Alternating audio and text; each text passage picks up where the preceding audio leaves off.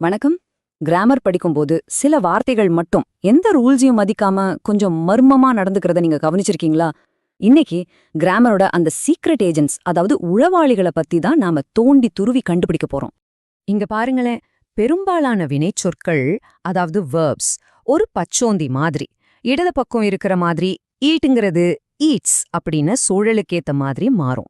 ஆனா நாம இன்னைக்கு துப்பறிய போறது வலது பக்கம் இருக்கிற மாதிரி எந்த காலத்திலயும் எந்த சூழ்நிலையிலயும் கொஞ்சம் கூட மாறாம அப்படியே பாறை மாதிரி இருக்கிற வார்த்தைகளை பத்தி தான். கிராமர் உலகத்துல இந்த உளவாளிகளுக்கு ஒரு அதிகாரப்பூர்வமான பேர் இருக்கு. அதுதான் நான் ஃபைனைட் வேர்ப்ஸ், அதாவது முற்றுப்பெறா வினைகள்.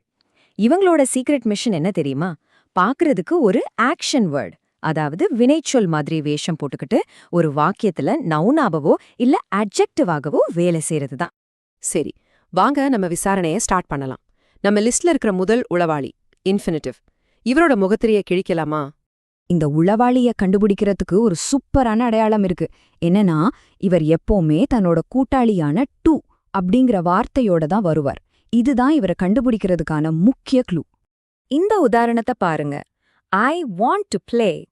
இதுல டு பிளே அப்படிங்கிறது தான் நம்ம இன்ஃபினிட்டிவ் உளவாளி. வாண்ட் அப்படிங்கிற வினைக்கு ஒரு பொருளா இது செயல்படுது. இப்ப இந்த மாற்றத்தை நல்லா கவனிங்க.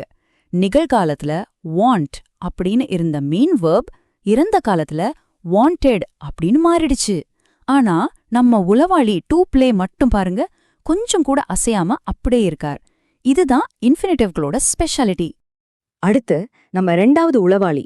இவர் பெயர் சொல், அதாவது நவுன் மாதிரி வேஷம் போடுறதுல ஒரு பெரிய கில்லாடி. இந்த உளவாளி ஒரு வினைச்சொல்லை எடுத்துக்கிட்டு அது கூட ஐஎன்ஜி சேர்த்து அந்த செயலையே ஒரு பெயரா மாத்திடுவார்.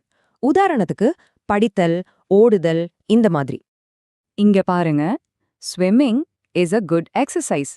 இதுல ஸ்விம்மிங் அப்படிங்கிறது யாரோ நீந்திக்கிட்டு இருக்கிற ஒரு செயலை குறிக்கல. அதுக்கு பதிலா நீந்துதல் அப்படிங்கிற ஒரு செயல்பாட்டோட பேரை குறிக்குது, ஒரு நவுன் மாதிரி. ஜெரண்ட் எப்படி ஒரு வாக்கியத்தோட சப்ஜெக்டா செயல்படுதுங்கிறதுக்கு இது ஒரு அருமையான உதாரணம். இங்க புகைப்பிடித்தல் அப்படிங்கிறது ஒரு செயலோட பெயர்.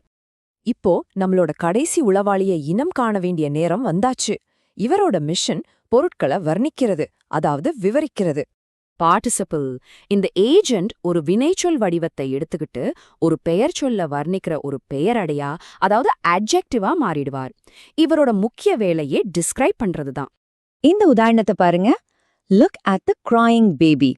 இதுல பேபிங்கிறது நவுன். அந்த குழந்தை எப்படி இருக்கு? கிராயிங் பேபி, அதாவது அழுது கொண்டிருக்கும் குழந்தை. இங்க கிராயிங் அந்த குழந்தைய வர்ணிக்குது. அதே மாதிரி இங்க த்ரோ அவே த புரோக்கன் சேர். இதுல சேர் அப்படிங்கிறது நவுன். அந்த நாற்காலி எப்படி இருக்கு?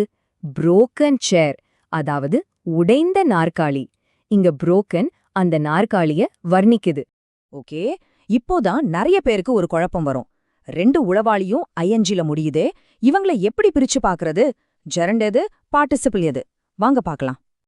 இத கண்டுபிடிக்கிறது ரொம்ப ரொம்ப சுலபம். அந்த ஐஎன்ஜி வார்த்தை கிட்ட உன்னோட வேலை என்ன அப்படின்னு ஒரு கேள்வி கேட்டா போதும்.